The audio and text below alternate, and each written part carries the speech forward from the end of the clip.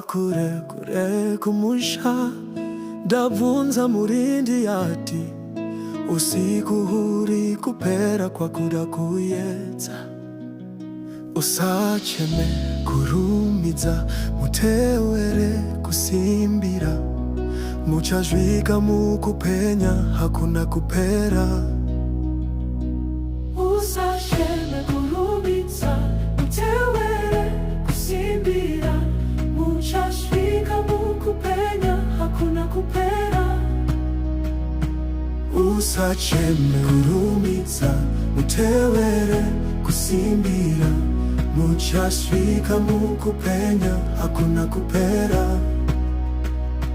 Ndabvunza kune mukani ane rwiyo rwekushinga, ngekushinga ndinokana hondo ishapera. Musacheme mutivire dakara basa rapera, tinoziva tine chipo kutitakurira.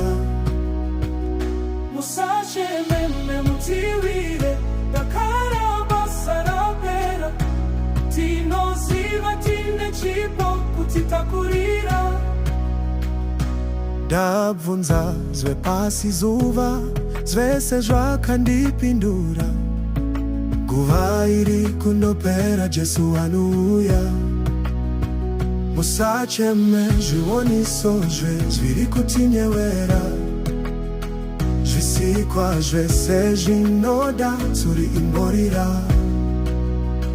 Musacheme zvioniso zviri kutinyewera, zvisikwa zvese zvinoda tsuri imborira.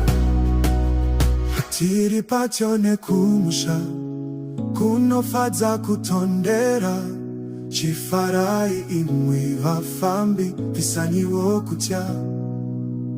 Chifarai imwe vafambi bvisaniwo kutya.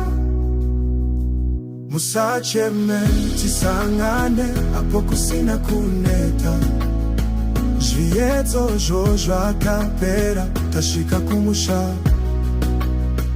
Musacheme tisangane apo kusina kuneta, zviedzo zvo zvakapera tasvika kumusha.